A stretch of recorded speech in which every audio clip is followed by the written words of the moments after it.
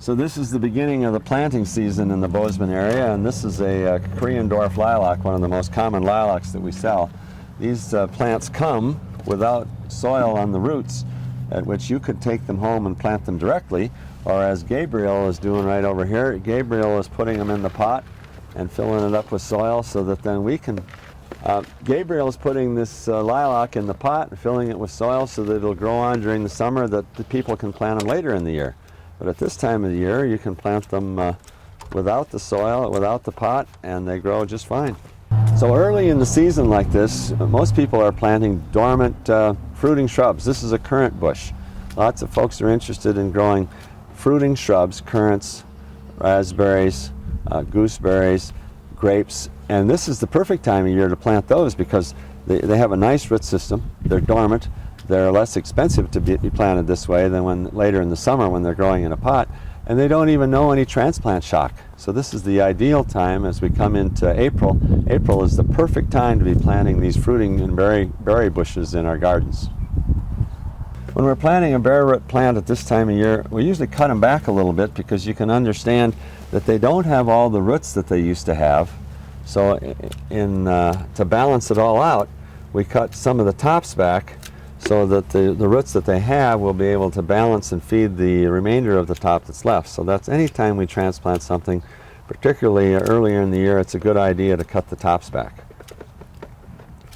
Well, in late March and early April, we know that we have warm, nice days, but we'll have freezing temperatures at night. So what we can plant would be like grasses or ornamental perennials that overwintered here that are hardy, that because they won't get hurt by those freezing temperatures. But also what we can plant are plants like pansies or violas. Pansies, they can take frost at night, so we can begin planting some of those types of annuals, and pansies and violas in our climate with some snow cover on the winter actually come back from year to year, so that we can almost treat them as a perennial.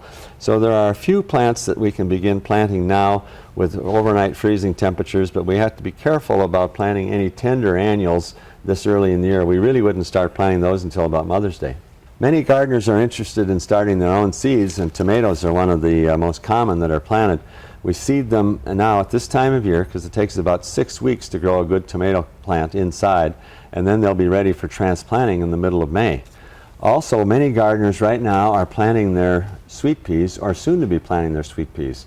Always people want to get their sweet peas planted by Good Friday. Of course, Good Friday now is, 2.5 weeks away. So people are getting their gardens ready, they're getting their sweet peas collected or purchased, and they're getting ready to plant their sweet peas for enjoyment of those all throughout the summer.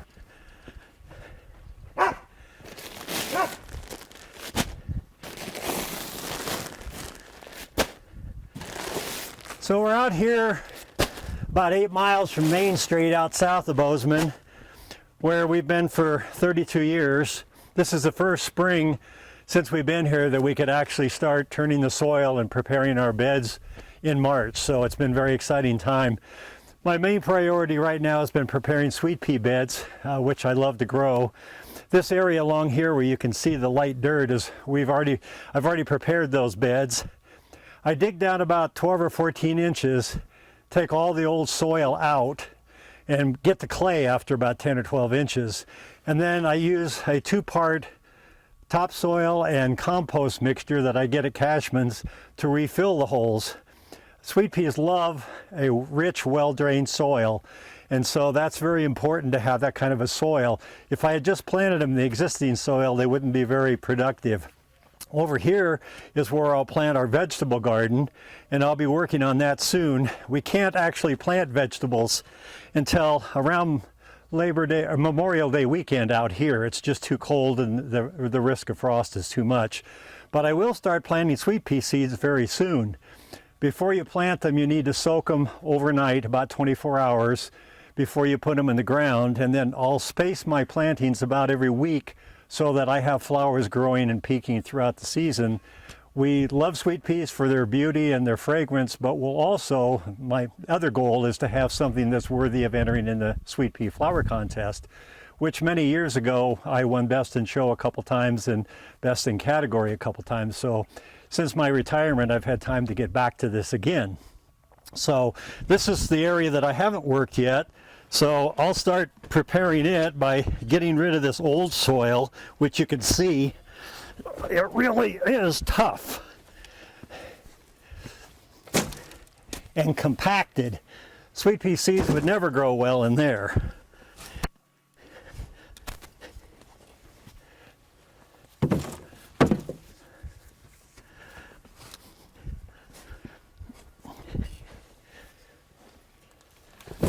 Okay, so down 10 or 12, 14 inches, get all this out along with the clay and rocks, and then refill it with the compost and topsoil mixture that'll be really productive for the sweet pea flowers. When it comes to vegetables, which we will plant a vegetable garden in here as well, it's too cold out here. We're very high out here on the south end of town, and the mornings are still too cold for delicate vegetables. So what we'll do is we'll start seedlings indoors in small pots, transfer them to larger pots, and it really isn't safe to plant out here any delicate vegetables until the Memorial Day weekend. So we've got plenty of time to do that. The other option, of course, is to prepare your beds early, get them ready, and then when you get to Memorial Day weekend or a little bit before, if this whole weather pattern continues and it stays warmer than usual early, then we would go down to the local nursery like Cashman's, and we would buy some potted plants that they've already started indoors. And then we would just keep an eye on the weather, and if it looks like it's going to be a possible late frost or really cold, then what we would do is we would just cover them up overnight to protect them from frostbite, which can be a big problem, of course, can kill those plants.